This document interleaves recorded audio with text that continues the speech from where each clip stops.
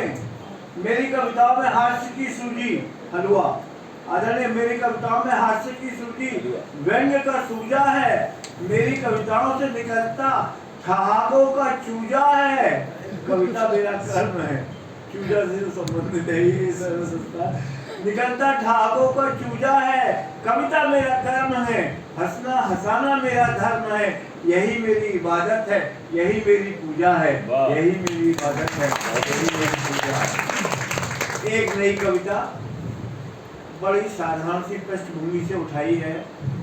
कभी आप लोग किराए के मकान में रहे होंगे या कभी किसी को किराए के रूप में किराएदार के रूप में रखा होगा। तो संस्थान से पहले मुझे मुंबई में नौकरी मिली थी, लेकिन वहाँ मकान नहीं मिल पाया। मैं वापस आ गया और मेरा सौभाग्य कि आप सब लोगों के सानिध्य में नौकरी करने का अवसर मिला। तो कविता की पृष्ठभूमि में एक घटना जन्म दे रहा हूँ, आदरणीय सुनिएगा। एक नव दंपत्ति था जिसमें श्रीमान जी का टूरिंग का जॉब था। तो वो एक बार ट्रांसफर होकर के मुंबई पहुंच गए, किसी रेस्ट हाउस में ठहर गए। गेस्ट हाउस में नव दंपत्ति थी, नई नई शादी हुई थी, किराए का मकान भी नहीं रहता। ब्रोकर के माध्यम से ढूंढना शुरू किया, नहीं मिला। तो एक दिन श्रीमान जी एक हफ्ते के लिए टूर पे वहां चले गए और श्रीमती जी से कह गए अपनी दुल्हन से कि तुम ब्रोकर के माध्यम से किराए का मकान ढूंढती रहना। तो बात हो गई, श्रीमान जी बाहर। अब श्रीमती जी ब्रोकर के माध्यम से किराए का मकान ढूंढती रही। आखिर 2-3 दिन बाद उन्हें एक मकान पसंद आ गया। तो ब्रोकर बोला, मैडम आप इनको एडवांस दीजिए और मकान पक्का कीजिए किराए का। मैडम बोली कि मेरे पतिदेव बाहर गए हुए हैं, 4 दिन बाद आ रहे हैं, वो भी मकान देख लें, उसके बाद हम एडवांस दे देंगे।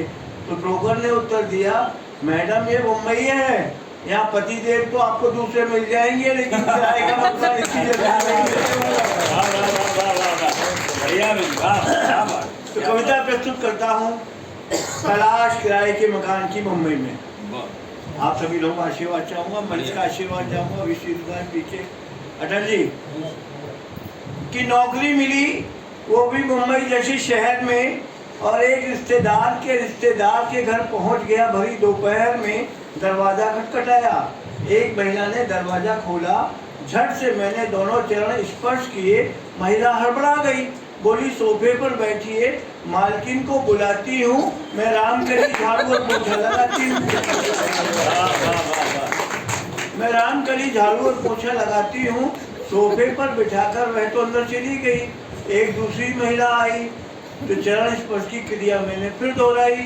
तो पीछे हटती हुई बोली, क्या करते हो भाई, चाय पिएंगे अथवा ठंडा? यह पूछने आई हूँ, घर की मिश्रानी गंगूबाई हूँ। पूछकर वह भी अंदर चली गई। थोड़ी देर बाद एक तीसरी महिला आई।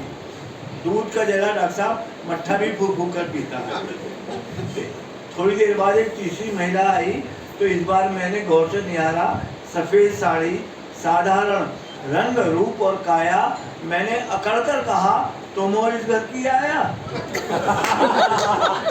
तुम हो इस घर की आया? तो बोली, इसका मतलब रामकली और गंगूबाई ने सही बताया है कि बरेली के पागल खाने से कोई बात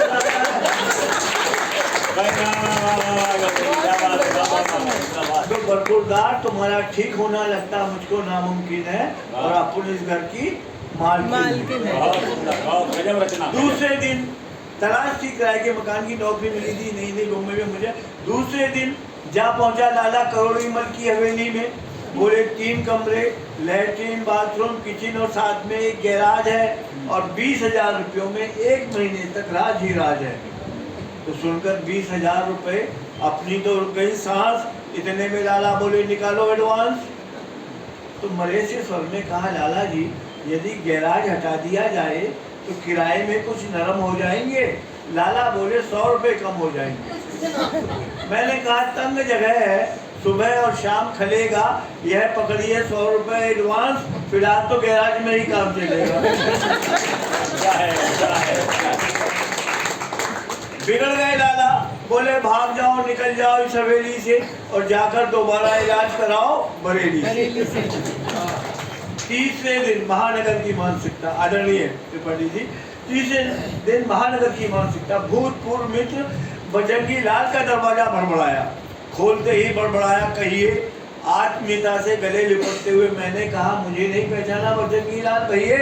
बोला, मिस्टर ये महानगर है, मिस्टर ये मुंबई जैसा महानगर है। पीठ फिरते ही आदमी आदमी को भूल जाता है।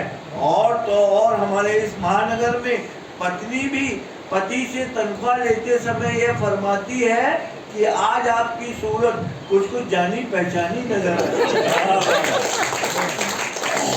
तो समझे मिस्टर, दफा हो जाओ इसी पद से और जाकर दोबारा इलाज कराओ किसी अच्छे मेंटल हॉस्पिटल से। चौथे दिन जब व्यक्ति हर ओर से हताश और निराश हो जाता है तो ज्योतिषियों और तांत्रिकों के पास जाता है। तो मुंबई में कई बार गया, कवि सम्मेलन में, शैलेश लोढ़ा, तारक मेहता के कार्यक्रम में भी गया। तो वहाँ मैंने देखा कि फुटपाथ पर तोता लेकर के कुछ ज्योतिषी बैठे होते हैं। तो वहीं से मैंने पंक्ति उठाई कि चौथे दिन जा टकराया फुटपाथ पर बैठे ज्योतिषी से। ज्योतिषी बोला, जो पूछोगे बतलाऊंगा, जो पूछोगे बतलाऊंगा, 51 रुपए नकद धरवाऊंगा। और कल्लू की अम्मा किसके साथ चली गई है मंगलवार को बताऊंगा। तो मैंने कहा, किस भ्रम में है आप? मैं नहीं हूँ कल्लू का बाप। तो बोले, क्या फर्क पड़ता है, कल्लू के नहीं तो मल्लू के, लल्लू के अथवा बल्लू के हो गए। और भैया मुसीबत तो कभी भी जाग सकती है, अभी तक नहीं भागी, कल को भाग सकती है। क्या बात है बाबा, अरे वाह। तो मैंने कहा, ये 51 रुपए नकद संभालो और मेरे भाग्य का ऊँट किस करवट बैठा है बता दीजिए। और कौन महापुरुष मुंबई जैसे शहर में किराए का मकान देगा, उसका पता दीजिए। तो ज्योतिषी बोला, किराए का मकान ढूंढना कोई हंसी खेल है, इस मामले में तो अपना भी ज्योतिष फेल है। जानते हो, यह 1.5 मीटर फुटपाथ 3 घंटे के लिए किराए पर मिला है। 9 बजते ही पंडित तोताराम शास्त्री का बोर्ड उतर जाएगा। 9 बजे से 12 बजे तक एक MBBS डॉक्टर आएगा। 3 से 6 बजे तक एक केमिस्ट की दुकान और 6 से 9 बजे तक मुर्दों के लिए कफन करना। इसी तरह ये फुटपाथ 24 घंटे शिफ्ट में चलता है। और हमारे यहाँ दहेज में 1 मीटर फुटपाथ गिफ्ट में मिलता है।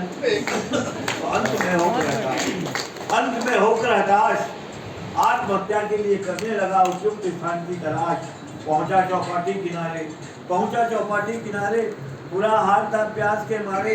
तो किनारे पर पड़ी हुई नजर आई एक विस्की की बोतल। देखते ही बोतल मैंने फैसला किया, आज आत्महत्या नहीं करूंगा, अब करूंगा।